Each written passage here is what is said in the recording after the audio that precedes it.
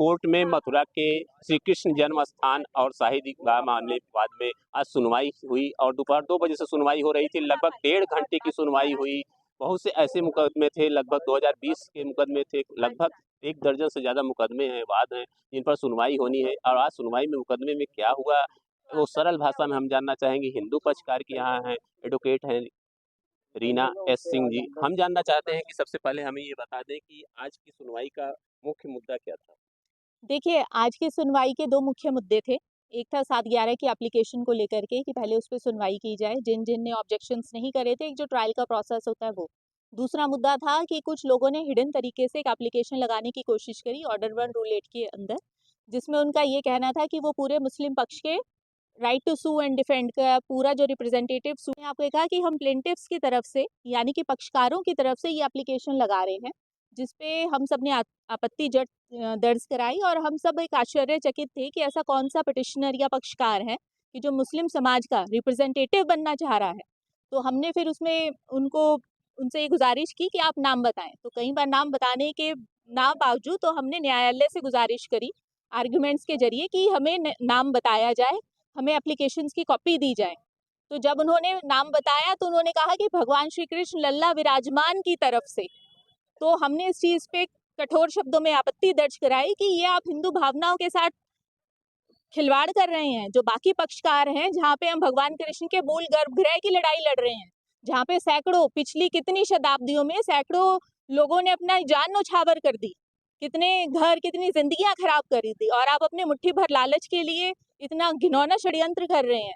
तो उस चीज को लेकर के काफी बहस हुई, जिससे कि एक समय में कोर्ट का जो माहौल था वो काफी फिलहाल इस मुद्दे पर कोर्ट का क्या रुख है?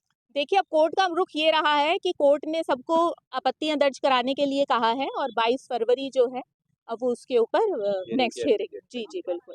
जैसे अब मुद्दा था, सबकी निगाहें इस पर थी कि सर्वे को लेकर, जैसे कि लगातार था कि कोर्ट कमिश्नर का सर्वे हो या अमीन सर्वे की बात हो, इस मामले को लेके ज्यादा लोगों की नजर थी हाईकोर्ट की तरफ। तो इस पे देखिए, क्या होगा? मामले की जो इसमें जो लोगों की नजरें इसलिए थी कि जिस मुद्दे को मीडिया में ज्यादा उछाला जा रहा है, यहाँ पे समझने वाली बात ये है कि कुछ ऐसे पक्षकार भी हैं जो 2020 से जिनके पहले मुकदमे थे, जिन्होंने पहले अपना एप्लीकेशन फाइल किया और अभी तक जिनकी जो एप्लीकेशंस हैं वो पेंडिंग है। तो जो अमीन सर्वे का तो अभी ही लगा है, उससे पहले इंस्पेक्शन की भी, वीडियोग्राफी की भी कुछ ऐसी एप्लीकेशंस पेंडिंग है, कुछ और एप्लीकेशंस पेंडिंग है। जो आज हमने ये गुजारिश करी कि जैसे जैसे एप्लीकेशन सीरियल वाइज कोर्ट के अंदर फाइल हुई वैसे उनका डिस्पोजल हो। और जो सर्वे वाला है, देखिए वो एक एप्लीकेशन थी, सर्वे का है वो एक मुद्दा है, पर ऐसा नहीं है कि उसके बगैर श्री कृष्ण जन्मभूमि के मामले का हल नहीं हो पाएगा, कि ट्रायल चलना चाहिए। बाकी भी पक्षकार हैं जो बहुत अच्छे तरीके से अपनी बात को आगे रख रहे हैं, और इस मामले में जो मुस्लिम पक्ष है वो कोर्ट के अंदर बहुत कमजोर है। कई बार तो वो अपनी बात कहते ही नहीं है। तो इसमें बस हमारा ये है कि एक निष्पक्ष कोर्ट की कार्रवाई चले, और जो हमें न्यायपालिका पर पूरा भरोसा है। फिलहाल ये कोशिश थी पूरे मामले को उलझाने की। बिल्कुल, ये पूरी कोशिश थी, एक मुट्ठी भर लोगों द्वारा पूरे मामले को ये उलझाने की कोशिश थी कि भगवान श्री कृष्ण लल्ला विराजमान को मुस्लिम पक्ष का प्रतिनिधि बनाया जा रहा था बिना नाम बताए। और ताकि ये हमारे लिए बहुत ही बड़ी दुर्भाग्यपूर्ण रहा आज का दिन, कि जहाँ पे देखिए जो हिंदू है वो अपने भगवान के मूल गर्भगृह के लिए लड़ रहा है, जहाँ पे विग्रह की मूर्ति आज भी आगरा की मस्जिद की सीढ़ियों के नीचे दबी हुई है, उसके लिए हम लोग लड़ाई लड़ रहे हैं, और कुछ लोग अपने निजी स्वार्थ के लिए पूरे धार्मिक भावनाओं के साथ खिलवाड़ कर रहे हैं। ये बहुत ही दुर्भाग्यपूर्ण है। आप हिंदू पक्षकार के मुख्य अधिवक्ता हैं, तो क्या ऐसा मामला अगर सही सरल शब्दों में कहें तो श्री कृष्ण जन्मभूमि मतलब जन्म स्थान को लेके पूरा विवाद है? वास्तव में श्री कृष्ण का जो वास्तविक जन्म स्थान है वो अपनी जगह पे अभी भी नहीं है। बिल्कुल, आपने ये बहुत अच्छा प्रश्न पूछा। देखिए, जो भगवान श्री कृष्ण का जो मूल गर्भगृह है वो शाही ईदगाह के अंदर है। 3.25 एकड़ की जमीन है, जिसको 1968 में एक समझौते के तहत मुस्लिम पक्ष को दे दिया गया था। तो उस चीज को भी लेकर के आज हमने एक एप्लीकेशन करा है, एक आपत्ति दर्ज कराई है। उस कॉम्प्रोमाइज डीड को हमने चैलेंज किया है, और हमें पूरी उम्मीद है कि अगर चाहे सर्वे का स्टे लगा है, पर आने वाले टाइम में स्टे भी होगा।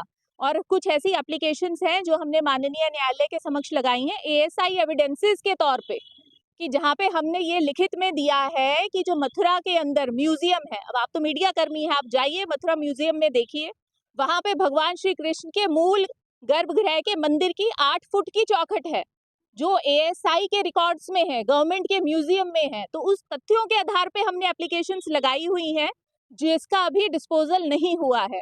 तो ऐसा नहीं है कि अगर कुछ समय के लिए सर्वे रुक गया है तो हमें न्याय नहीं मिलेगा, हमें बिल्कुल न्याय मिलेगा। भगवान श्री कृष्ण लल्ला का जो मूल गर्भगृह है वो हिंदुओं को वापस मिलेगा और वहां पे अयोध्या के जैसे भगवान श्री कृष्ण का भव्य मंदिर बनेगा।